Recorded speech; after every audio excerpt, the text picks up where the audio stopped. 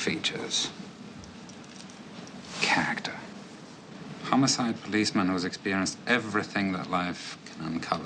It would be a privilege to paint you someday. If you'd sit for me. You paint me? My pleasure, Lieutenant. We can begin when we both have time. Well, I'll be darned. You want to paint me? Wait till I tell Mrs. Colombo. And I'm going to tell her right now, because all the questions that I had, they just popped right out of my head. What a pity.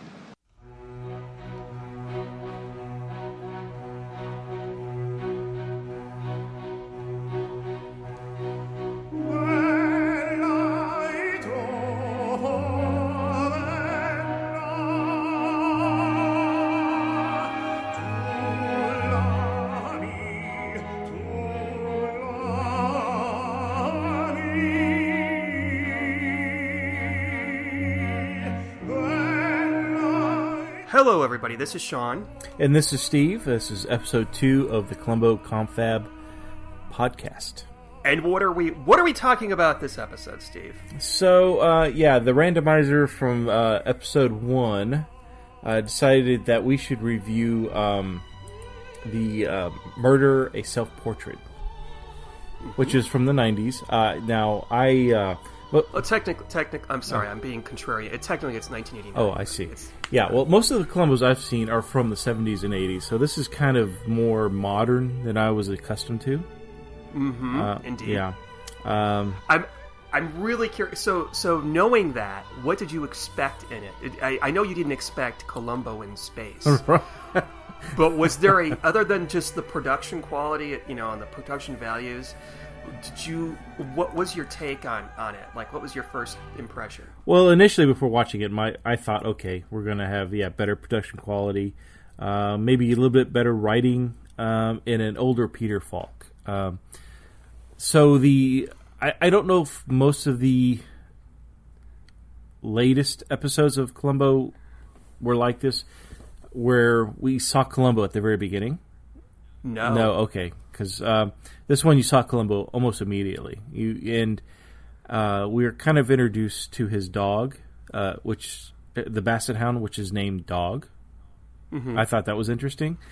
Although he's had the dog for since the 70s. I think since season 2 of the 70s. I know we watched an episode, I can't remember what it was, where the dog did some naughty business in somebody's yard. Yep. Okay. We've seen the dog. He's had the same dog. He's had the same car. Of course, it's got to be the oldest Basset Hound on record. And I think this is probably one of 5 Columbo episodes that follows the traditional Columbo formula, in which we see him before the murder has occurred. So that's completely unusual. In fact, I can't think of another 90s episode that does that. Oh, okay. So it usually sticks to the normal formula where the first 15 minutes is Columbo free. Yeah. Okay. And I can only guess, but I think they may have done it for this because by the time the murder is committed, 30 minutes of the episode has gone by, which is a really long preamble. Yeah. But I must say that it is probably the most adorable opening scene of any Columbo episode ever. It's so obnoxious because it kind of reminds me of what's that cable show where it's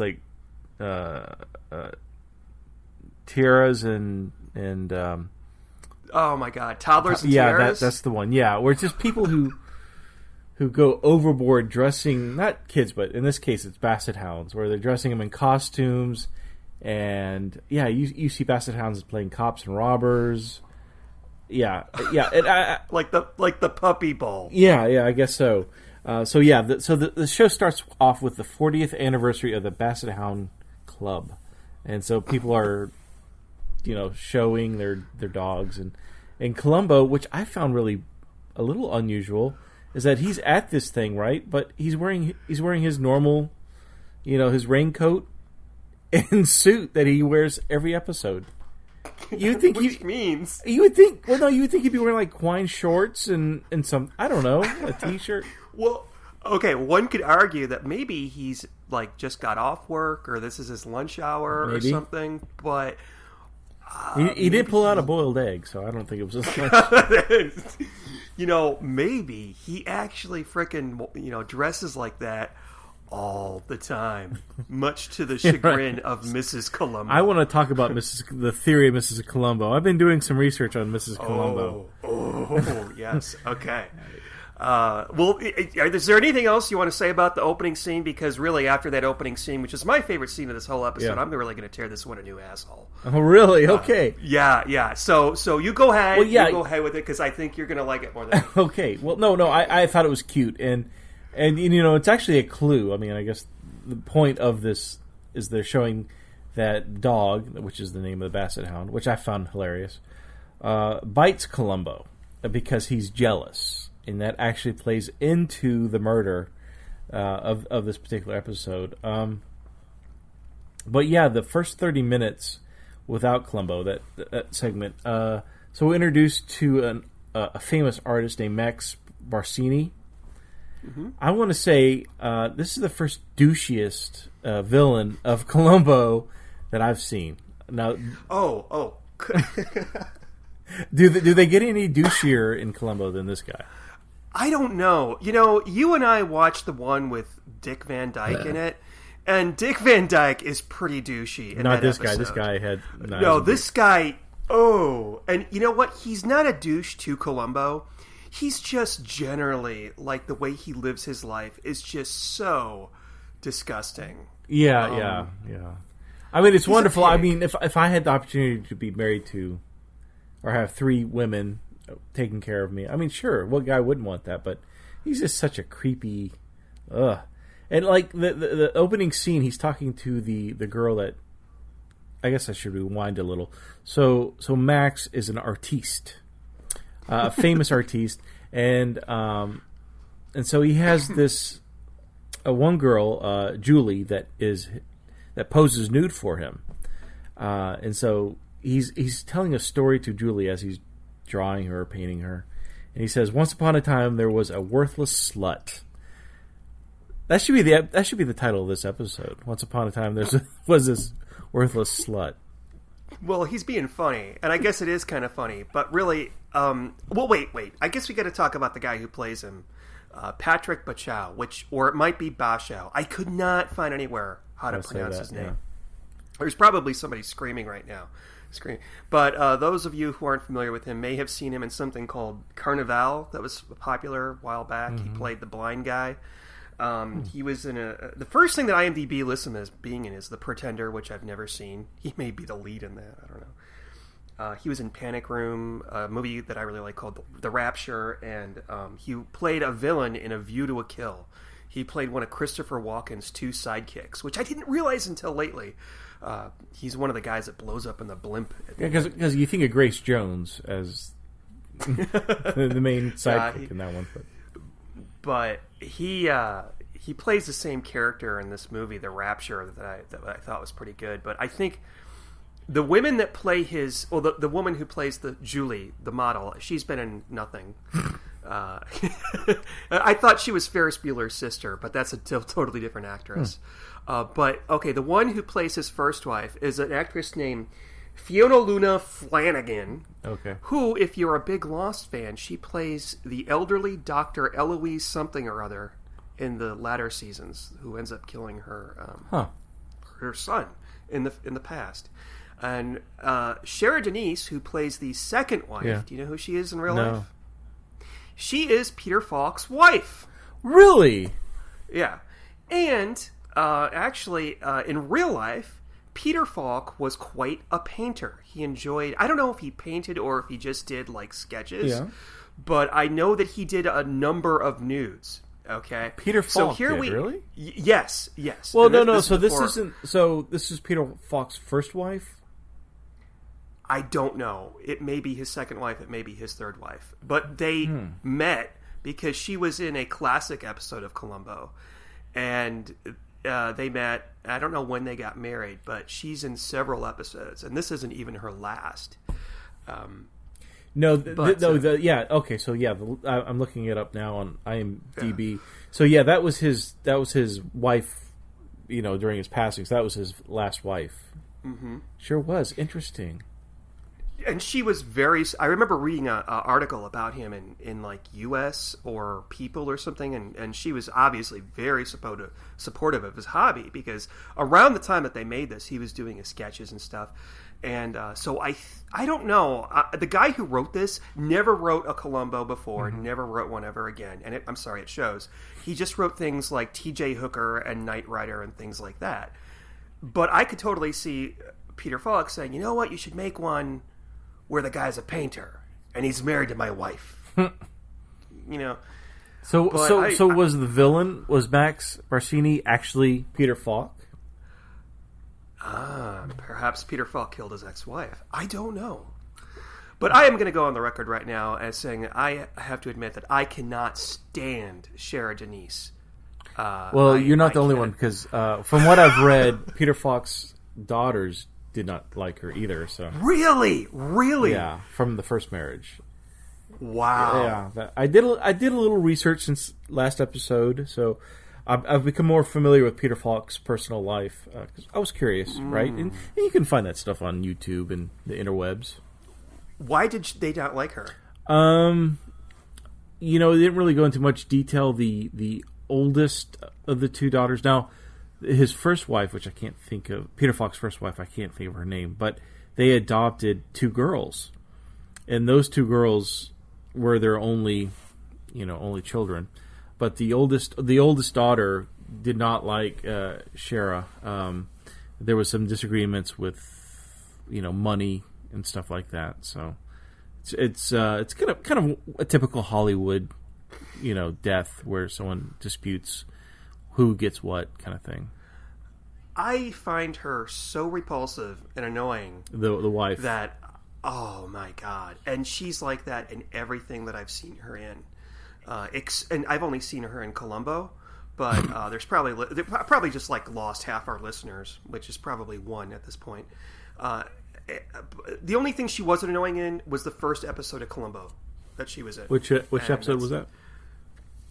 It was called Murder Under Glass. Okay. So yes, the killer, we find out, Max Barsini has. No, excuse me. I'm sorry. Take that back. Take that back. But. She first met. She was first in Fade Into Murder, in which she played a guy's secretary, and then she returned in Murder Under Glass, in which she played a guy's secretary. And I think maybe Original. by then she was either dating or married to Peter Falk. But yeah, sorry, I knew there was something wrong in my head there. So there's two wives. There's wife number one, that's Louise. Wife number two, which is Peter Falk's wife, Vanessa. And then we have the girlfriend or nude model, Julie. So basically, polygamy. Yeah. Oh yeah. I don't know how any guy could pull that off. I mean, and it obviously Max did not pull it off very well because it. No. And see, this is what made my skin crawl. And this is like going into like 10 minutes in which all three women are aware of the fact that he's basically screwing the model. Mm-hmm. The first wife is living next door. She cooks for him. Obviously, he's got a second wife whom probably, it's kind of implied, manages his business. Yeah. And they all just put up with him. And they did not come across me as... And he treats them all like crap. Yeah, and I think that they're smarter than that. And they do eventually catch on, the two that are left alive. But maybe the model he treats the best, but she has no idea. I don't know. It just seems so. Maybe I sound really conservative when I'm saying this, but the way that he if everybody's consenting, and in a way they are, but the way that he treated them all was just really shitty. Well, he's a really shitty human being. Well, yeah, and he's obviously physically abusive. So the reason. Do you think? Oh, I think it's implied that he beat his first wife, Louise. Oh, yes. Oh, yes. Because You're right. We found out that Max is murdered before, and Louise is probably she's aware of that murder. But yeah, so the reason Colombo comes on the case is because Louise turns up drowned off the coast, off the private beach, and of course, Max has something to do with that. Well, he killed her. Yeah. Do you think he killed... See, I'm a little confused. Did he kill her because she was leaving him to go live with another man? Or did he kill her because she knew too much and she was leaving the fray? I think it was both. I think that his first reason for killing her was because he was afraid that she was going to tell her boyfriend, the psychologist, about the fact that he killed a guy. Yeah. And I think that, that's probably controlling her. That's probably why he moved in. He and his second wife moved in next door. Yeah. To kind of keep tabs on her. You know what? They didn't. Well, they don't say. Did they move in next door to her, or was he just screwing the lady next door and then ended up moving in next door? No, I think they moved in next door. I think that was said at some point. But there was a scene where it was the scene of the murder, where Louise is on this little secluded part of the beach, and of course Max Barsini shows up. He wants to spend time with her. Even though she's at this point said, "I'm leaving you," I'm going off with a psychiatrist, a psychologist, whatever. They go back and forth. So there's a scene where he's starting to take off his clothes, and I, honest to God, thought this guy is so European. He's going to pull down and he's going to be nude. I was so happy he had a pair of trunks on. Yeah. I thought for sure he was going to get naked. Naked. Or, as we say in the North, naked. But he does totally... I mean, he kills her. He knocks her unconscious with some paint thinner. Right.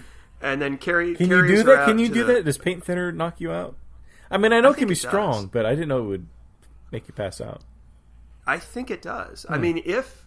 She does it pretty quickly. I mean, I've always wondered if chloroform is like that. Yeah. Because they always show people kidnapping people like that in the movies, where they come up behind them and are like, "No, I'm..." Right. And so I think it must be like that. And then he takes her out and drowns her. Okay. Oh, and he establishes his alibi by telling his friend at the Italian bar or restaurant. I don't know if it's a bar or a restaurant. Right. Played by Vito Scotti, that he will be painting a picture up in the loft area of the bar, and he's been supposedly doing that all day long, when in reality he painted the picture beforehand. Now, back to another bit of casting. The guy who plays the proprietor of the bar / restaurant is a guy named Vito Scotti, who has been in like... Oh yeah, I've seen him in so much. Many. He's got to be in the Godfather movies. It's got to be. He is in the Godfather movies, and I can't remember who he plays. But I don't remember who he plays in the Godfather movies. But I want to say he was in the first one, but I may be wrong. Yeah. But he's been in many episodes of Colombo. Oh, really? And I think this is his last one, because he died a couple years after this. Oh. And he always plays an Italian guy like that. I think he was another one who was good friends with Peter Falk, and they even named the bar Vito's after him. Right.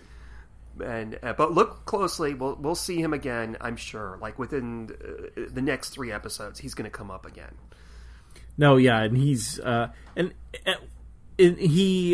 scene where it's with Vito and Max. They kind of introduce the character. I can't think of the art dealer who was screwing Max over, which I think we find out later Max probably kills. So he's introducing a lot of new plot points. So yeah, the bar, which I found a little weird. So where the bar or restaurant, Vito's, that's where Max Barsini and his first wife Louise lived before he was famous. Which seems like a really large amount of real estate for them to live for a starving artist, right? Well, it was probably like the 70s. They were probably hippies, all of them. No, seriously. I will say about that place, though, did you notice that it's on the beach? When he walks in, you can hear the beach in the background. Yet the back of the place, faces a complete... It's on the Universal lot, basically. Yeah, I know, totally. There has never been another set that looked more like the Universal lot than that. I mean, it was. Could you just try? Could somebody just stick a camera out a window anywhere and just try? I know. I shouldn't poke. You know, something I thought would be a clue, and I thought it would develop into the story, but it never did. Was the Bersini red in his painting? But it does. It does. Okay. That's well, yeah. Clincher. But I mean, in the sense that I thought that would be blood, like there would be blood DNA in that paint, in the red, and it was so. And Colombo even said it was like nobody else uses this color red. That's why it's called the Bersini red. And I thought, well, probably because he's been grinding bone. Because he even says this to Vito: "I'm going to grind you up into paint. Grind your organs and bones up into paint." And I thought for sure that what he was using for red was the original art curator guy. That's a little weird. It's a little dark, I know. Yeah, that's Hannibal. Columbo, the Halloween special. Yeah, it's a little Hannibal Lecter. That's where I honestly thought it was going. I thought that was going to be a clue. Like he was going to have the paint tested on his jacket because he got a little red paint on him. And that, by the way, every actor who has ever played Hannibal Lecter would make a great Columbo murderer. Could you imagine Anthony Hopkins as a Columbo yes, murderer? I could. Actually. That'd be awesome. So yeah, that's his alibi, that he's been painting this painting all day long. Yeah. But it's so... I mean, like, a kid could make that up. You know? And they show him painting it beforehand. We didn't even have to show it to us. We could have guessed it. It's such a flimsy alibi. And as far as Colombo murders go, it's actually a really sloppy crime. Mm-hmm. There's no setup to it. I got that too. I found like some of the clues and some of the leaps that Columbo had to go through to prove that Max was the murderer seemed a bit extreme, like more than it should have been. It seems like in the earlier episodes it led more easily to the murderer, but in this case Columbo kind of had to jump to conclusions, use dreams. I mean, you can't. Dreams are so worthless. I can't imagine nailing somebody on murder from somebody's dream diary or something like that. Yeah, I agree 100%. It's not like the eyebrow pencil in Lovely But Lethal from last episode. You know, there is no eyebrow pencil here. There is nothing to Columbo that indicates that Bersini is the murderer. There's a really good clue involving a contact lens that shows she may have been murdered. Yeah, that was the proof that she was murdered. But how he was able to nail it to Max Bersini, I don't know. I didn't quite like how that happened in the story. Like I said, this was written by a guy who has never written for Columbo and never will again. A guy named Robert Sherman. He's dead now. Okay. So you said Columbo liked to draw. Was he responsible for the Columbo portrait at the end? Oh, you mean Peter Falk? Yeah, Peter Falk. I don't think so. That wasn't quite his style. I don't know who drew that. It's probably the same guy that drew that famous picture of Kramer that college students used to like to put up in their dorms. You know that picture? That's exactly what I was thinking of. Are you serious? I'm like, why is there no Columbo portrait posters? I'm sure if you went to Spencer Gifts, you know, like in the Valley in 1989, you could buy that in a poster. Well, that would be bin number 4, sir. Let me just pull that out. Another thing I think I should point out is in this episode, it felt a lot like soft porn.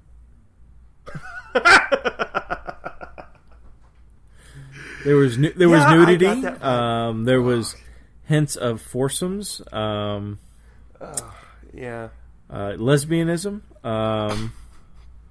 I don't know about the lesbianism. Well, you don't think the sauna scene between the second wife and the girlfriend? Oh, yeah, that's right. They're getting steamed and drinking and talking about things. Yeah, you're right. You're absolutely right.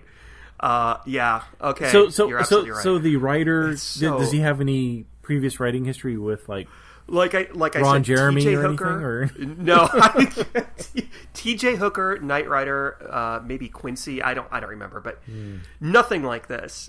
In fact, the clue involving the paint on her face is a dead giveaway because they show it like right after the murder. Yeah, you think it's her lipstick or Yeah!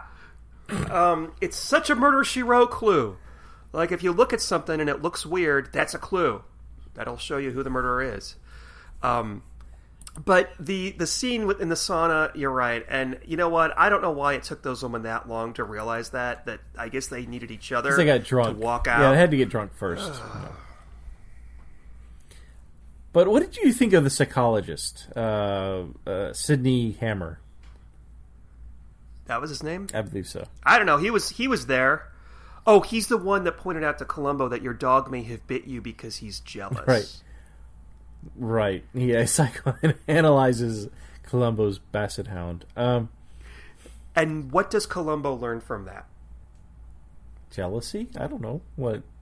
Well, he learns that perhaps the women in Max Barsini's house are jealous of each other. How does that help him solve the crime? I don't know. That's more human nature. Why did he have to have 3 women around him at all time? Why couldn't he just have an ex-wife? Or a wife that was going to leave him that he wanted to kill off because she might reveal that he, committed a murder. Like, he could have been like an asshole, possessive husband. Of course, he sort of was an asshole and he was possessive. But he just could have had this one wife. And she wants to leave him. She's having an affair with her psychologist. She wants to leave him, so he kills her. It would have been exactly the same thing. You didn't need the whole thing with the model and the second wife and all that. This may have been a Peter Falk biopic. Who knows? I think it may have been a reason for Peter Falk to have his wife in it, but whatever. So, one of the... Shara really wants to be in this. How about if you make another character? Make a second wife. Yeah. Did you like the scene where Colombo decides he needs to interview the psychologist, and he goes to his office, and they do kind of a role reversal, where Colombo is psychoanalyzing what the psychologist... He lays down on his own couch, and Colombo's taking notes. What did you think? I don't know. I thought it was funny. I thought it was humorous. Okay, well, that's cute that you like that. You didn't. No, I didn't hate it. It was just sort of like, oh, okay, I see what they're doing there. Clever, clever. I don't know. It was. You know what bothered me is that was supposed to be funny.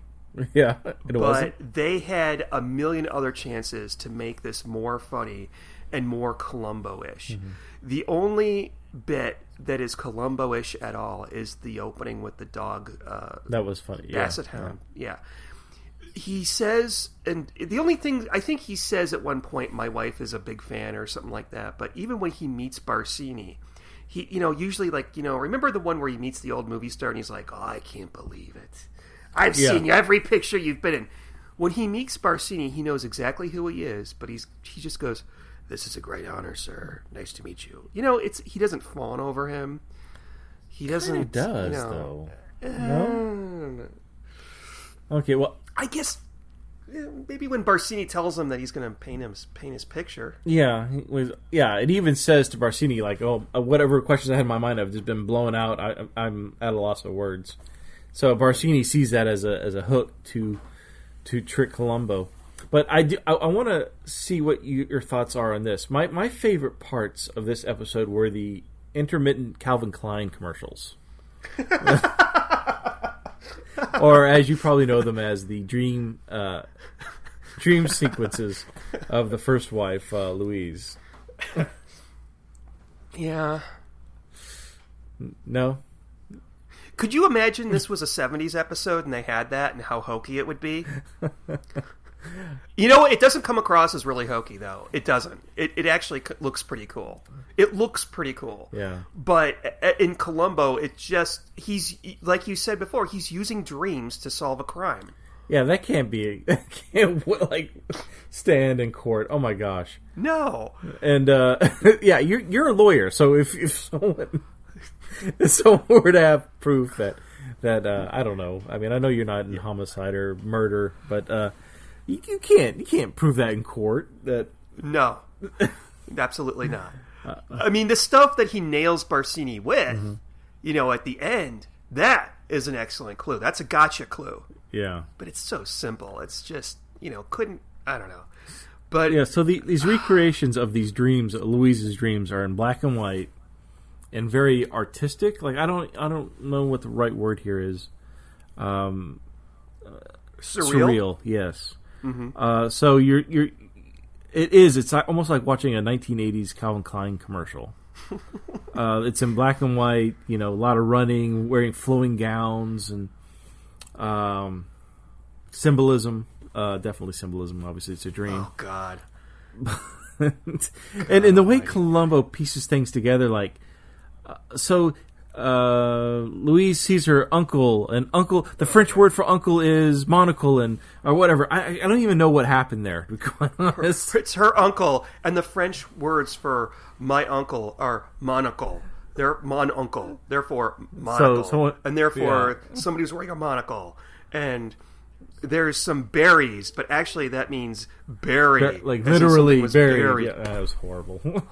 I think if you were to ask an actual dreamologist, first of all, you would ask them if that's what they're called, and also ask them if you can actually make these kind of connections in real life. Like if I'm dreaming of the letter F and I'm using my computer at the same time, does that mean the letter F and the fact that I'm using something else mean the word fan?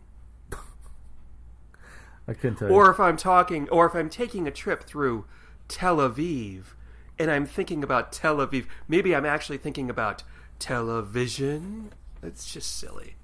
It's like Sesame Street does dreams. But I do think that that they were filmed quite well, and I like the fact that while he's telling the dreams, you see him and Barsini in the background, in the same scene. Well, and I gotta say, at the beginning of this episode with Barsini, I wasn't real sure who the murderer or who's going to die. At first, that's excellent. Yeah, okay. At first I thought Barsini was going to get killed. The three wives were conspiring to kill him. That was my first thought. And that would have been awesome. Yeah, and so I was kind of guessing who's going to be the killer, but it turns out it is Barsini. But I remember thinking at the time, man, I really hope Barsini's the murderer because he's such a wordsmith and he's such a snobbish, as I said earlier, douchebag. I really hope Colombo gets to fight wits with this guy because he's really just a cunning asshole. I keep saying that, but he doesn't do anything with Colombo though. He doesn't act like a douche to Colombo. He doesn't do like Dick Van Dyke. He doesn't lose his temper ever. Yeah. He doesn't try to trick him. You said earlier that maybe he paints his portrait to distract him. That's a good point.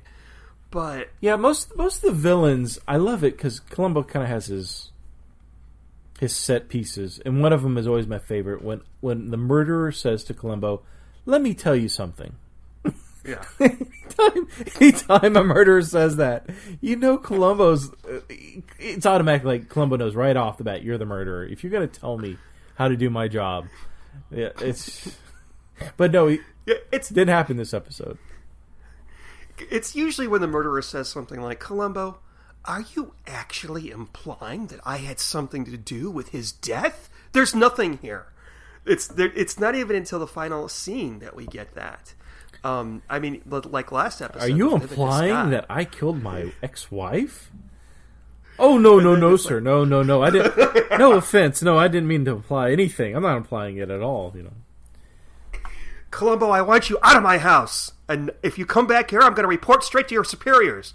Well, sir, I think we got off on the wrong foot. There's none of that in here. None of it. But yeah, like I said, Taryn is a new asshole, and I feel kind of bad because when this call came up, I'm like, I haven't seen that one in a while. I'll look forward to it. Like I said, there's three things I look for in Columbo, like to make it a good Columbo episode. Yeah. This is not. What are those three things?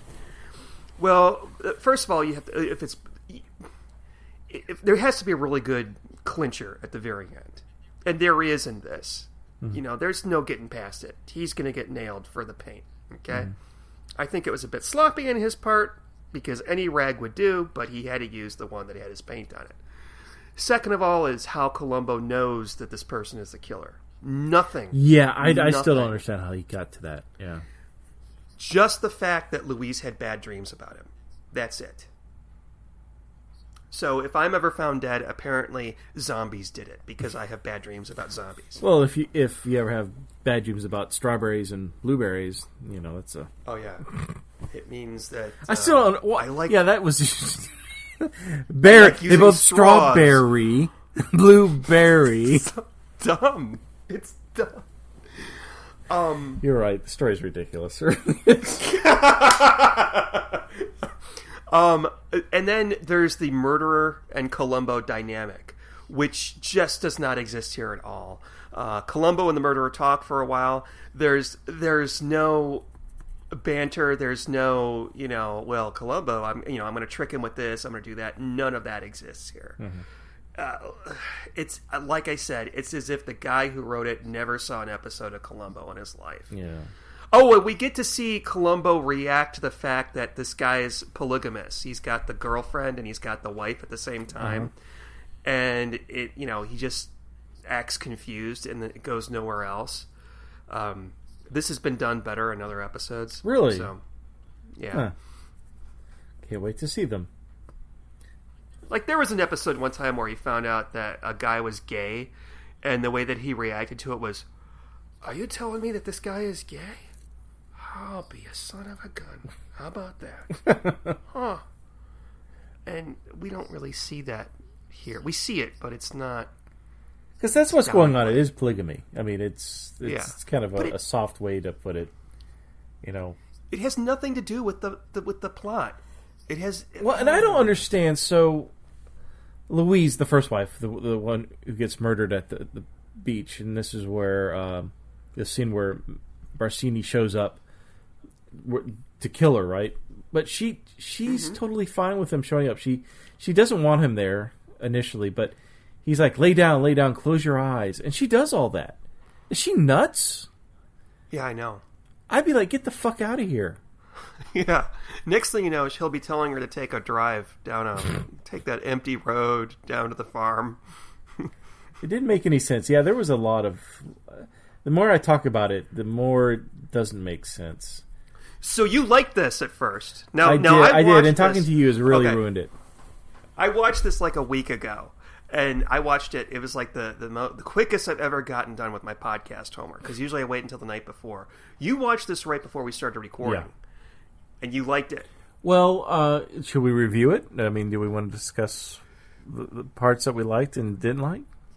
Sure, that's fine. We can review it. Pick a number. Okay, well, since it's the 40th anniversary of the Basset Hound Club, let's go ahead and 1 out of 40. It's weird. I would have rated this definitely higher before this discussion. Ooh, ouch. Out of 40. I'm going to give it a 20. I think 20 is a nice number here. I think a lot of points were how did Colombo get to where Max was the killer? It didn't make any much sense. What I did like, though, I will say this. I like the opening. It was different with the Basset Hound thing. I liked the music. The music I noticed. I don't know if this is just for the episodes that take place in the late 80s, early 90s, but the music was very, very self-aware. Like it just fit with kind of an artistic theme to it. I don't know. Yeah, I agree. there. Yeah. I did like the dream sequences because that was completely new and out. I did not fit a Columbo episode from. Now that I've seen probably about 10 episodes of Columbo at this point now, so the dream sequence was completely new. I have never seen anything like that. It was refreshing and original, but after that, that's really it. I did like Barsini as the villain. I thought he was such a douchey son of a bitch that I really hated him. Like, off the bat, his first scene, he was such a jerk, but it was enjoyable. You wanted to see him get nailed by Colombo, but not in a soft porn kind of way, by the way. Just caught. But no, but yeah, the story didn't make much sense. I didn't like how Colombo was able to deduce that Max was the killer. I thought they could have gone more into the monocle guy that Max killed earlier, but whatever. So what do you think? I think I have a theory about this. I agree with everything that you said. I even do like the dream sequences. I like the way they were filmed, even though it was really out there. Maybe I kind of don't agree with you that it was refreshing, but they looked cool. But I couldn't imagine. I mean, could you imagine if there's a detective that solves crimes like that? Oh, no. That show would get old.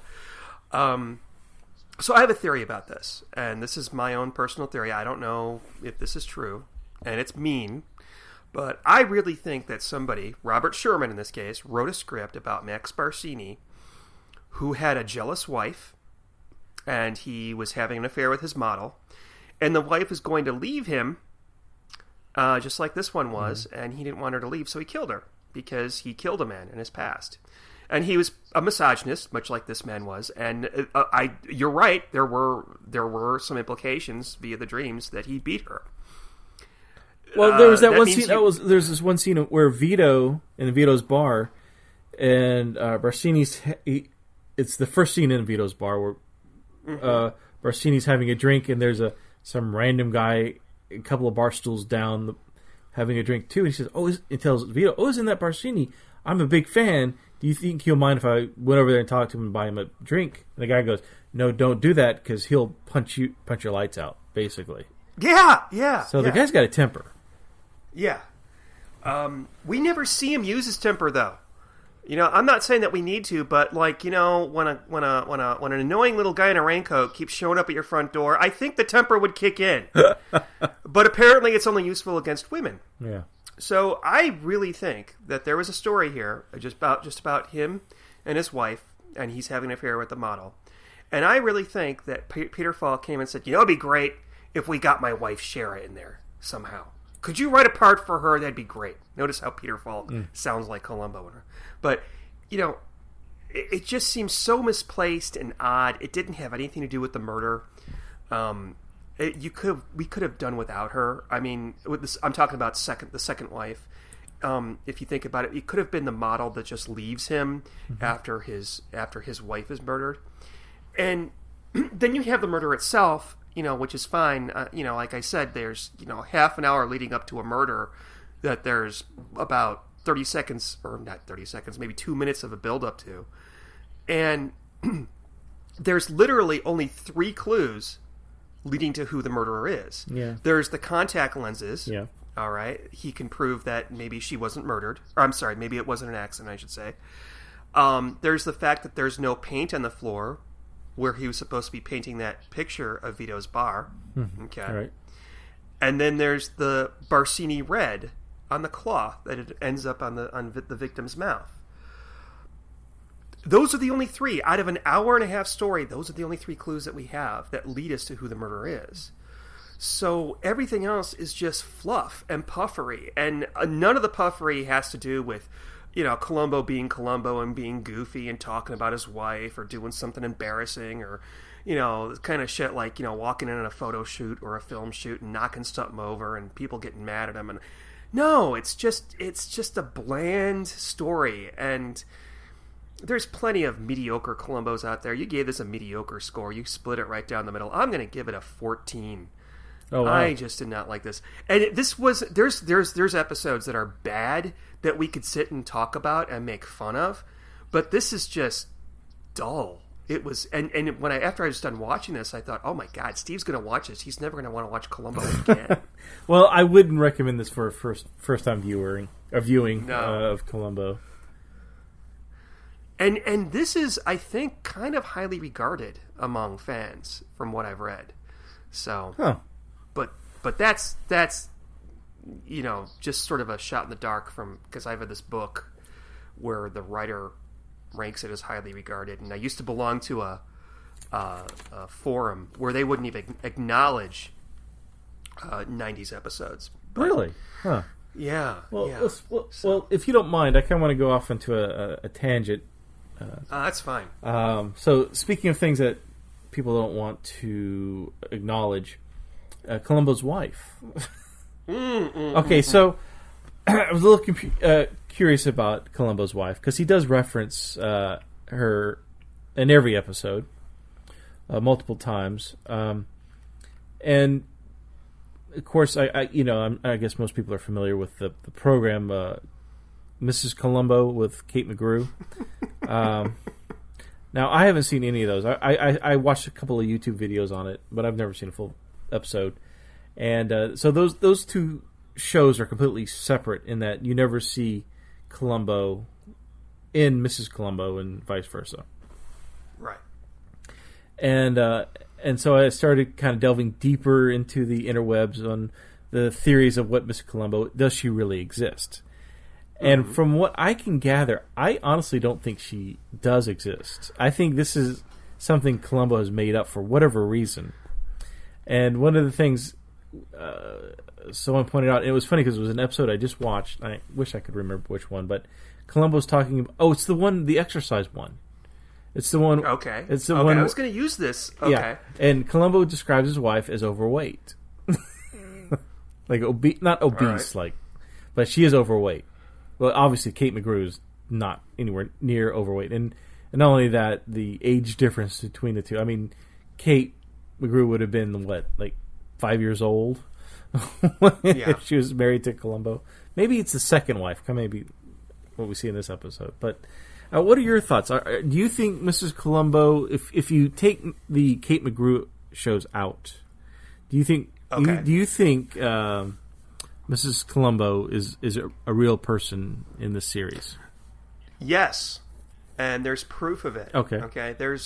I can think of 2 episodes in which he's talking to her on the phone, which means that if she doesn't exist, he's totally doing this beautiful mind thing, where he picks up the phone, calls home, and he's talking to a dial tone.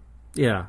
Which is possible. And there's another episode where he's talking about her, and she's just in the other room. There's an episode where they go on a cruise, and there's a murder on a cruise. Yeah. And she's on the cruise with him, and he's like, "Oh, I lost my wife. She's here somewhere." I think the fact that he talks to her on the phone speaks more strongly to the fact that she exists. Now, does his brother-in-law exist? Does his, There's also the question of whether or not they have kids. Because there's conflicting evidence on that. Because one thing's for sure, I think no matter what, Colombo lies. Yeah. Yeah, he does. So, and, sometimes he lies for reasons. But once in a while we'll see him out of his element, like at the Basset Hound Festival, where he's wearing the same clothes that he usually does, which implies that that's the way he dresses all the time. See, now, I like the idea that Mr. Colombo is something in his mind. Maybe Mrs. Colombo was once alive and she was killed, or I know I'm putting more to it, but I like the idea that Mrs. Colombo is not real, and so he is talking into a dial tone, or maybe if he's talking to her and she's in another room, there's really nobody in that room. Well, No, you're not a fan of that theory? Well, I could. I'll wait until we see the actual episodes, and we can talk about it some more. Okay. Yes, you have seen more than I have. It has come up. I mean, it has come up, but yeah. I mean, I think the bigger question is what parts of Colombo's life that he talks about are real, and what parts aren't. Like there's one episode where he talks about getting a babysitter, but then later on he mentions that they don't have any kids. See? Okay, well. Okay, what about a scene where Colombo's at a family wedding? I haven't seen that one. No. That doesn't, it goes with your... Okay, well, we'll talk about that when we get to it. Hopefully we won't get to that one for a long time. We don't know. So should we spin the wheel of fortune and... Yeah, Steve, why don't you spin the swinging wheel of the 70s and let's see what it comes up with this time. Okay, here we go. Spin it hard, though.